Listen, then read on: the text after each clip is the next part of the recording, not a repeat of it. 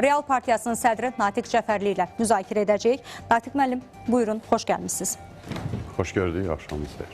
Gəlin elə son dəqiqə açıqlamaları ilə başlayaq. Dediyimiz kimi, məlumat verdiyimiz kimi İran artıq hücumlara başladı. Trump da təcili bir iclas çağırdı. Müzakirələr başlayır. Nə baş verir? Birləşmiş Ştatlar birbaşa hücum etdi bir dəfə. Bəs konkret müharibəyə girə bilərmi? Və əslində müharibə başlayıb və davam da eləyir də. Yəni yerüstü müharibənin elementləri olmasa da, amma havadan raketlər vasitəsilə, təyyarələr vasitəsilə müharibə zaten davam eləyir. Artıq 10 gündən çoxdur davam eləyir. İsrail-İran müharibəsi Amerikada 2 gündür artıq. 24 saatdan çoxdur artıq ki, bunun bir tərəfi olaraq çıxış eləyir. İranın belə bir zərbələr vurulacağı bəlli idi. Öncədən də bəlli idi. Hətta maraqlı detallar indi üzə çıxır ki, Amerika Birləşmiş Ştatları İranın nüvə obyektlərini vurmadan öncə belə xəbərdarlıq etmişdi ki, vuracaq. Və oradan zənginləşdirilmiş uran və plutoniumun çıxarılması ilə bağlı xəbərlər də var. Yəni, çox qəribə bir dünyada yaşayırıq. Çox qəribə bir müharibə tərzində, necə deyərlər, yaşayırıq. Yəni, əgər rəqibin hansısa bir potensialını məhv etmək istəyirsənsə, onu öncədən xəbərdarlıq etməkdə bu 21-ci əsrin yeniliyidir sanki. Eyni şeyi İran da elan eləmişdi ki, Amerikanın hərbi bazalarını vuracaq bölgədə olan. Yəni, burada da qeyri-adi bir şey yoxdur. Yəni, bu da gözlənilən idi. Amma sözün düzü bəzi analitiklər deyirdilər ki, ola bilər ki, Birləşmiş Ştatlarla İran açıq mübarizəyə girməsinlər deyə İran Birləşmiş Ştatların bu hücumuna cavab verməyəcək. Cavab verməsəydi ölkə daxilində problem yaşanacaqdı. Yəni, ölkə daxilində çox ciddi insanların səsi yüksəlməyə başlayır ki, İran hansısa bir agresiya bu qədər zəif qalmamalı. Tələb edirlər. Ona görə də daxili siyasi problemləri də nəzərə alaraq İran buna cavab verməli idi. İndi əsas sual ondan ibarətdir ki, bu cavab da öncədən danışılmış, hansısa bir formada anlaşılmış növbəti addımın tərkib hissəsidirmi? Yəni, bu cavabdan sonra hər kəs özünü qalib elan eləyir. İran da deyir ki, mən qalib gəldim, Amerika bizdən çəkindi, İsrail artıq dayandı. Amerika da öz problemlərini zaten həll ediyini elan elədi ki, Trump artıq nüvə proqramı yoxdur, ən azı bir neçə il mümkün deyil. Bundan sonraki addım əgər danışıqlardırsa, artıq hər tərəf öz qalibiyyətini elan edib danışıqlar masasına oturacaq. Əgər məsələ bundan ibarətdirsə, yox, eskalasiyanın daha da artım və təzyiqinin yüksəldiyi bir dövrə qədəm qoyacaqsa, açığı çox ağır bir durum gözləyir bölgəni. Çünki bölgə həddindən artıq qaynar bir bölgədir, həddindən artıq iç-içə girmiş bir bölgədir, süni sərhədləri çəkilmiş bir bölgədir və bu 1916-cı ildə Fransa ilə İngiltərənin birgə o bölgəni dizayn edərkən çəkilmiş sərhədlər bugünə qədər davam edir və bugünə qədər də o sərhədlər ona görə, belə deyək də, müharibələr səhnəsi olmurdu ki, böyük güclər bunun qarşısını kəsirdi. İndi o böyük güclərin başı da özlərinə qarışıb. Çinlə Amerikanın qarşı durması, Rusiya-Ukrayna müharibəsi, Amerika Rusiya ilə anlaşa bilmir. Yəni, bütün bunlar ona gətirdi, çıxartdı ki, bölgədə çox ciddi bir proseslər baş verir. Əgər bu zərbələrdən sonra danışıqlar masası üçün səbəb yaranacaqsa, əsas yaranacaqsa, Amerika hətta kənara çəkilib Avropa Birliyi ölkələrini önə çəkəcəksə ki, siz danışın. Çünki İran Avropa ilə danışmağa razı olduğunu artıq bəyan eləyib. İndi Rusiya da işin içindədir. Amma heç bir effekt olmadı. Təbii, amma ən azından danışıqlar İsveçrədə oldu. Amerika isə neçə vaxtdır ki, danışıqların davam etdirilməsinə razı olduğunu, hazır olduğunu bəyan elədi. İran tərəfdən hansısa bir danışıqlara addım atılmadı və burada İran tərəfinin də öz məntiqi ilə Amerika tərəf olduğuna görə tərəflə danışıq aparılmır məntiqini irəli sürüblər. Yəni, tərəf olmayan, məsələn, Rusiya, məsələn, Avropa Birliyi ölkələrindən kimsə hansısa bir arabulucu rolunda çıxış eləyə bilər. Əslində elə Birləşmiş Ştatların bəlkə də gözlədiyi Rusiyadan bu idi ki, Rusiya bir vasitəçi olacaq. Abbas Araqçı da getdi, görüşdü Putinlə və nə baş verdi? Elə həmin gün, yəni görüş bugün baş tutub və bir neçə saat sonra İran hücuma başlayır, Birləşmiş Ştatların nüvə obyektlərinə zərbələr, hərbi bazalarına daha doğrusu zərbələr endirir. Bu nə deməkdir? Yəni, Rusiyadan da bir hə cavabı aldı, dəstək cavabı aldı, ona görə zərbə endirdi. Yoxsa Rusiya İranı heç cür saxlaya bilmədi, İran öz bildiyini etməyə mi çalışdı? Bunu necə qiymətləndirək? Burada çox şaxəli modeldir. Mənə elə gəlir ki, Rusiya üçün bu müharibə nə qədər ritorikada, sülhə, danışıqlara çağırışlar olsa da kifayət qədər üstünlük qazandırır. Dünyanın Ukrayna müharibəsindən soyunmasını görürük, Amerikanın soyunmasını görürük, silah təchizatının azalmasını görürük. üstünə üstlük bir neft qiymətləri də qalxır. Və Rusiyanın büdcəsinin 70%-ni neft-qaz qiymətləri müəyyən etdiyini nəzərə alsaq, neftin qiymətinin qalxması təbii ki, Rusiya sərf eləyir. Bu bir. İkincisi, Rusiya bilirsiniz, bu müharibədən öncə Rusiyaya qarşı Rusiya neftinin tavan qiymətinin 60 dollardan 45 dollara endirilməsi ilə bağlı ümumi bir konsensus qərar alınmışdı 7-lər ölkələri tərəfindən. İndi o ertələndi. Məsələn, Bloomberg artıq yazdı ki, bu gündəlikdən çıxarılıb. Və bundan ötəsi də qlobal miqyasda Rusiya ilə Amerika Birləşmiş Ştatları arasında hansısa bir anlaşmaların olduğu da görünür və İran məsələsində Rusiya Amerika Birləşmiş Ştatlarına kömək etməyə boyun olubsa ki, bunun addımlarını atacaqsa, Ukrayna məsələsində də Amerikanın güzəştləri olması mümkündür. Yəni Rusiya indi daha üstün durumdadır. Amma İrana dəstək göstərsə, İranla bağlı hansısa bir ciddi addımlar atsa, bu da Rusiya üçün ciddi problem yarana bilər. Çünki bir açıq yara var, bir Ukrayna müharibəsi var. Ukrayna müharibəsində birdən-birə Amerikanın dəstəyinin həddindən artıq artması, hələ həmin o tamaqafların, raketlərin Ukraynaya verilməsi, daha çox kömək olunması Rusiyanın işinə yarayarmı? Təbii ki, yox. Mənə elə gəlir ki, Rusiya burada həddindən artıq ehtiyatlı davranır və Peskovun çox maraqlı açıqlaması oldu. Dedi ki, biz İranla strateji müttəfiqliyimiz var, amma Amerika ilə də biz münasibətlərimizi yaxşı saxlamağa çalışırıq, düzəltməyə çalışırıq. Bu ondan xəbər verir ki, Amerika İran məsələsində həssas olduğuna görə, daha həssas olduğuna görə, belə deyək, Ukrayna məsələsinə nisbətən, Rusiya İran məsələsinin həllində Amerikaya yardım edərək müəyyən güzəştləri Ukrayna cəbhəsində qoparmağa çalışacaq. Natiq müəllim, bir maraqlı məqam da var. Bugün kütləvi informasiya vasitələrində həm də bu müzakirə olunurdu. İranın nüvə proqramı ilə bağlı, daha doğrusu vasitəçilik təklifidir Rusiyanın və eyni zamanda İranın nüvə başlıqlarının Rusiyaya təhvil verilməsi məsələsi gündəmdə idi. İran gedərmi buna? İran razı olarmı? Rusiya bunu əldə edərsə, Rusiya hansı üstünlüklər qazanmış olacaq? İran nəyi itirmiş olacaq və bu proses regionda necə özünü göstərəcək? Burada bir səmimiyyət testi də var da. Əgər doğrudan da İranın əsas məqsədi nüvə enerjisindən sülh məqsədi üçün istifadə edib atom elektrik stansiyaları yaratmaqdırsa, qurmaqdırsa, məsələn, Buşerdə Rusiya ilə birgə qururlar, onlara nüvə proqramı nəyinə lazımdır ki? Məsələn, bir çox ölkələr var ki, nüvə elektrik stansiyaları var, amma nüvə proqramları yoxdur. Qardaş Türkiyədə yoxdur, amma Akkuyuda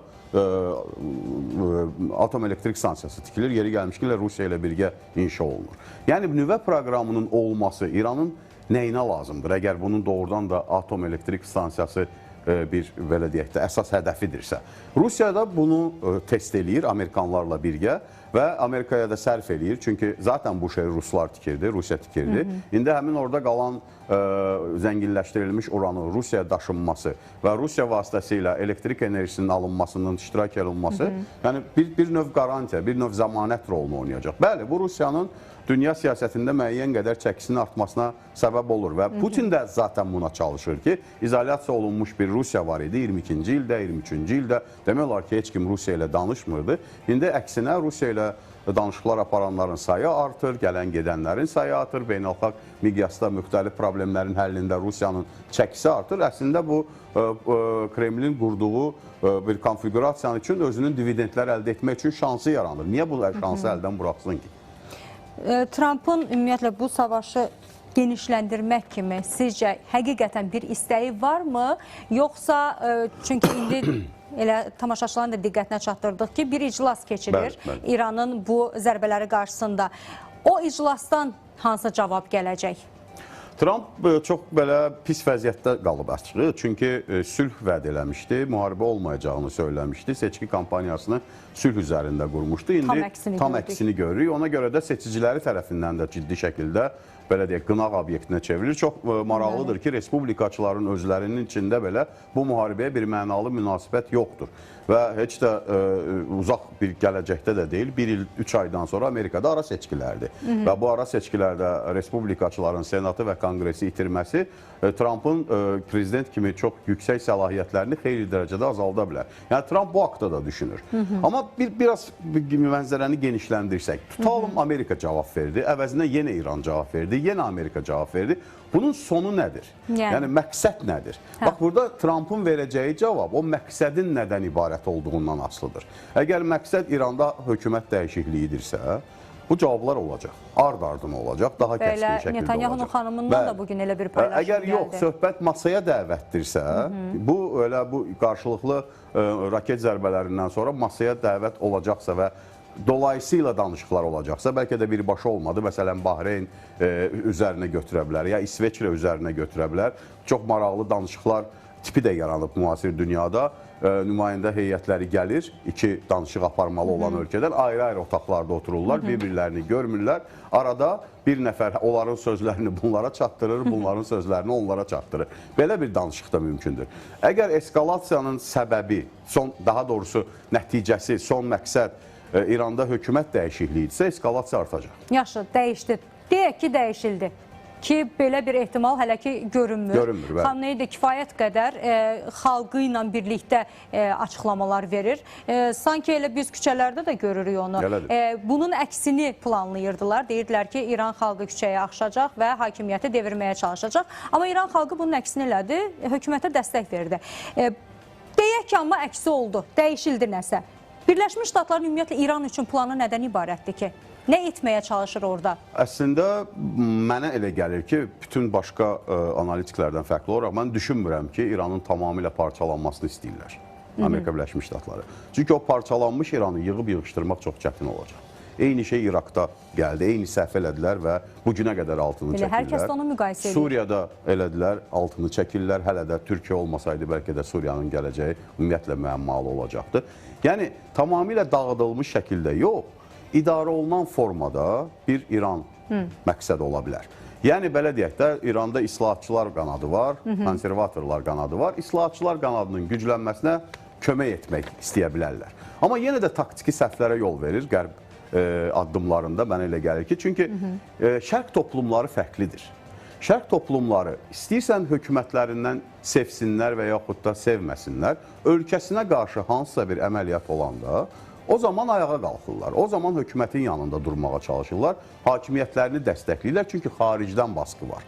Xaricdən hansısa bir müdaxilə var. Yəni, bunu düz hesablaya bilmirlər. Mənə elə gəlir ki, elə İsraildən də, Amerikadan da bu yöndə açıqlanan məlumatlar və yaxud da çağırışlar İran xalqının əks effekt doğurma qabiliyyətinə malikdir. Mənim düşüncəm ondan ibarətdir ki, əgər sülh olsa, bir müddətdən sonra İran daxilində bəli, maraqlı müxtəlif proseslər baş verəcək. Çünki İran cəmiyyəti kifayət qədər dinamikdir. İran parlamentində müxtəlif, belə deyək də, cərəyanların nümayəndələri təmsil olunur. Onlar hökumətlərinə zaten sual verəcəklər ki, niyə bizim hava sistemimiz, hava müdafiə sistemimiz yoxdur? Niyə tez sıradan çıxarıldı? Necə ola bildi ki, biz, məsələn, İran daxilində müxalif səslər çıxarılan insanları həmən həbs eləyirlər, onları izləyirlər, müxtəlif formada cəzalandırırlar, amma İsrail, məsələn, illərdir burada şəbəkələr qurmuşdu. Niyə bizim dövlətin ondan xəbəri yox idi? Niyə bizim hökumət bununla bağlı addımlar atmadı? Yəni, müharibədən sonra İranın daxilində məsələlər daha maraqlı olacaq. Mən düşünürəm ki, indiki belə sözlü müdaxilələrdənsə müəyyən dərəcədə indi sülh müqaviləsi və yaxud da atəşkəs müqaviləsi bağlayaraq kənara çəkilsə, İran daxilində daha maraqlı proseslər olacaq. İran daxilində gedən proseslər İranın daxildən dəyişməsinə səbəb ola bilər. Xaricdən müdaxilələrlə dəyişmək mümkün deyil. Eyni səhvi Rusiya-Ukrayna müharibəsində də edirdilər. Xatırlayın, 22-ci ildə belə bir varsayım var idi ki, müharibədə itkilər artdıqca insanlar qırmızı meydana gələcək və müharibənin dayanmasını istəyəcək, Putinin istefasını tələb eləyəcək və s. və s. Heç biri baş vermədi. Çünki Rusiya da şərq toplumudur belə baxanda. Yəni o Avropanın keçdiyi yoldan kənarda qalmış bir coğrafiyadır burada. Ona görə də mən düşünmürəm ki, kənardan müdaxilələrlə hansısa bir formada orada sistem dəyişikliklərinə nail olmaq olar. Amma İran daxilindəki problemlər, o sistem dəyişikliklərini çox böyük ehtimal yaradırmı? Bəli. İranın hətta bu müharibə olmasaydı belə, daxildəki proseslər, iqtisadi proseslər, inflyasiya, iqtisadi çətinliklər, problemlər, İran realının dəyərdən düşməsi, dünyada ən çox dəyərdən düşən valutalardan biridir. Yəni, bütün bunlar zaten İran daxilində bir gərginlik yaratmışdı və biz də zaman-zaman son 10 ildə ən azından bir 3 böyük dalğa görmüşdük ki, aylarla İran daxilində etirazlar davam edir. Amma bir daha təkrarım, xaricdən bunu dəstəkləməyə çalışdıqca o zaman əks effekt yaradır. Çünki İran daxilində istəyir hökumətdən xoşu gələn də, gəlməyən də İsrail obrazı fərqlidir. Amerika obrazı fərqlidir. Yəni bunun müxalifətçiliklə və yaxud da müxalif olmaqla əlaqəsi yoxdur. Sənin ölkəni bombalayırsa, sən bu hökumətdən narazısansa, bombalayana qarşı sənin negativ münasibətin var. O negativ münasibət olduğun tərəfdə sənə deyir ki, get hökuməti devir. Bax, bu çox əks effekt yaradır. Mənə elə gəlir ki, doğru taktika deyil. Aydındır. Son xəbərlərə nəzər yetirək, onlar üzərindən müzakirəmizi davam etdirərik. Birləşmiş Ştatlar prezidenti situasiya otağındadır. Birləşmiş Ştatların cavab verəcəyi qeyd edilir. Hələ ki, kütləvi informasiya vasitələrində gələn informasiyalar bundan ibarətdir. Birləşmiş Ştatlar bazalarına edilən hücumlar bir dəfəlik deyil, daimi hal alacaq. Birləşmiş Ştatlar bizə müharibə elan edib, məğlub olsaq belə Birləşmiş Ştatlarla bataqlığa daxil edəcəyik. İran kütləvi informasiya vasitələrində artıq bu kimi xəbərlər tirajlanmağa başlayıb. Sepahdan bir açıqlama var. Biz Bəşərat Ət-Fəth əməliyyatı çərçivəsində Qətərdəki Əl-Udeyd aviabazasına güclü və dağıdıcı raket zərbəsi endirdik. Qətər tərəfi isə bildirib ki, İranın Əl-Udeyd bazasına buraxdığı raketlər havadaca vurulub və itki yoxdur. O zaman belə çıxır ki, İran nəyi nəzərə almayıb, nəyi hesablamayıb və yaxud da elə hesablamışdı, nəticəsinin belə olacağını bilirdi. Sadəcə Birləşmiş Ştatlara biz də cavab verdik kimi mütləq lazımdır. Ölkə daxili üçün bu mütləq lazımdır. Hətta məsələn Qətər də, Amerika Birləşmiş Ştatları da desələr ki, raketləri vurdu, İran rəsmiləri çıxıb televiziyalarda deyəcəklər ki, zaten elə deməlidirlər, onlar məğlubiyyəti boynuna almırlar, biz bütün məqsədlərimizə çatdıq. Yəni, daxili auditoriya çox vacibdir. 90 milyonluq bir ölkədən söhbət gedir. Müxtəlif etnik qrupları olan bir ölkədən söhbət gedir. Onları bir yerdə tutmağa çalışan bir hökumət var və öz mesajlarını verməlidir ki, biz ayaqdayıq, dimdik dayanırıq. Amma sizin oxuduğunuz məsələdə mənim nəzərimi cəlb edən bir məsələ oldu ki, biz də batsaq da Amerikanı da batıracaq. Bu çox mənasız yanaşmadır açıq. Çünki müharibələr məntiqlə, riyaziyyatla olur. Napoleonun köməkçisi bir dəfə, o Napoleon hətta artıq adaların birinə sürgün olunanda ona etiraf etmişdi ki, mənim ən böyük səhvim oldu ki, mən riyaziyyat müəllimimi işə götürdüm, sonra onu qovdum. Çünki o mənə hesablamışdı ki, Rusiya hücum eləmə, sənin atlarına yemək çatmayacaq, əskərlərinə paltar çatmayacaq. Onu hesablayıb qoymuşdu. Mən ona qulaq asmadım, Rusiyaya hücum elədim və nəticə 1815-də Parisə qədər Rus qoşunları gəldi, çıxdı. İndi eyni şey, eyni məntiq bugün də durur da, yenə riyaziyyatdır, yenə hesablamadır. İranın 3000 raketi var idi, neçəsini isə istifadə edib. Amerikanın 30 min, 40 min, 50 min, 100 min raketi var. Yaxşı, bir-birinizə raketləri vurdunuz. Sonrası nə olacaq? Yəni, bunun dəyən bir son nöqtəsi olmalıdır da. Əgər yerüstü əməliyyat olmayacaqsa, İraqda yerüstü əməliyyat oldu, Səddamı devirdilər, sonra İraqda xaos yarandı. Amma hər halda yerüstü əməliyyatdan sonra baş verdi. İranda yerüstü əməliyyat olmayacaq. Bunu hamı bilir, Amerikanlar da etiraf edir, İsrail də deyir ki, bizə lazım deyil. Bəlkə gedişat dəyişəcək hər şeyi. Proksi müharibələr ola bilər yerdə. Çünki proksiləri onsuz da ehtiyatda saxlayıblar. Yəni proksilər ola bilər. İran daxilində müxtəlif proksilər var, onlardan istifadə eləyərək İran daxilində bir yerüstü əməliyyatlar həyata keçirə bilərlər. Amma qoşun girməyəcək. Amerikanın qoşunu İraqa girmişdi. Abramslarla, təyyarələrlə, desantla, raketlərlə girmişdi, amma İrana girməyəcək axı. Yəni, yerüstü əməliyyat olmayacaqsa, İran gəlib İsraili işğal edib müharibəni bitirməyəcək ki, məntiqsizdir və mümkün deyil. Eyni şey İsrail də gedib İranı tamamını işğal edib müharibəni bitirməyəcəksə, yaxşı, bunun raketlər zərbələri ilə hara qədər davam eləyəcək? Yəni, İran zərər vura bilər. Tutalım, Amerikanın 3 təyyarəsini, 5 hansısa bir avtomobilini vurdu. Axı, özünə qarşı 10 qat, 100 qat daha çox zərbələr alacaq. Onda nə olacaq? Yəni, riyaziyyat elmi hərbdə də keçərlidir, necə deyərlər. Emosiyalar indi çox yüksəkdir. İran tərəfinin açıqlamaları da mən anlamağa çalışıram da, öz xalqına vermək istədiyi mesajlardır. Amma bu emosionaldır, rasional deyil. Rasional ondan ibarətdir ki, haradasa anlaşmaq lazımdır. Hətta bəlkə də gələcəkdə müəyyən dərəcədə hökumət dəyişikliklərinin daxildən getməklə bağlı da belə bir anlaşma ola bilər. Çünki artıq xəbərlər yayılır ki, ali dini liderin yerinə 2 namizəd var və bu 2 namizəd ikisi də gəncdir. İkisi də belə deyək də daha yumşaq siyasətin tərəfdarıdır. Bəlkə bu yolla hansısa bir formada biz İranın qonşusuyuq, biz heç vaxt istəmərik ki, İranda böyük fəlakətlər olsun, böyük problemlər olsun. Bizim ən cənub qonşumuzdur, birgə tariximiz də var. İstənilən halda Azərbaycana təsir göstərəcək. Amma Azərbaycan Xarici İşlər Nazirliyində, Azərbaycan dövlətində mövqeyi çox doğrudur da. Yəni dayanmaq lazımdır, anlaşmaq lazımdır, bu diplomatiyanı işə salmaq lazımdır. Yəni bütün bunlar onu göstərir ki, İranın belə deyək də, emosional olaraq bu müharibəyə cavab verməsi daha böyük fəlakətlərə yol açacaq. Natiq müəllim, çox qısa bir şərh istəyəcəm Hörmüz boğazı ilə bağlı. Bağlanarsa nə baş verəcək? Bağlanarsa da bir neçə günlük bağlana bilər. Daim bağlı qala bilməz. Çünki bu İranın özünün iqtisadi cəhətdən boğulması deməkdir. İranın özü 85% ixrac-idxal əməliyyatlarını Hörmüz boğazı vasitəsilə keçirir. 10 gün bağlı qalsa İranın daxilində qıtlıq yaranar. Yəni ona görə də bir günlük, 2 günlük müvəqqəti aksiya olaraq, belə bir göstəri olaraq bunu bağlaya bilərlər. Amma daim bağlı qalması, aylarla bağlı qalması mümkün deyil.